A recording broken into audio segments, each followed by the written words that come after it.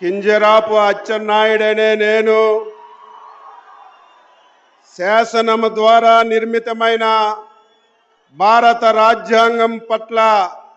నిజమైన విశ్వాసం విజేత చూపుతానని, భారతదేశ సార్వభౌమాధికారాన్ని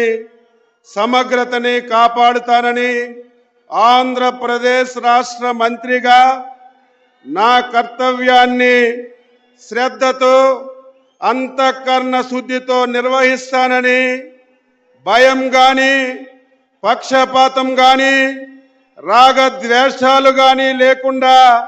నిర్వహిస్తానని, శాసనాలను అనుసరించి ప్రజలందరికీ న్యాయం చేకూరుస్తానని దైవ సాక్షిగా ప్రమాణం చేస్తున్నాను. నేను కింజరాపు అచ్చెన్నాయుడనే నేను ఆంధ్రప్రదేశ్ రాష్ట్ర మంత్రిగా నా పరిశీలనకు వచ్చిన లేదా నాకు తెలియవచ్చిన ఏ విషయాన్ని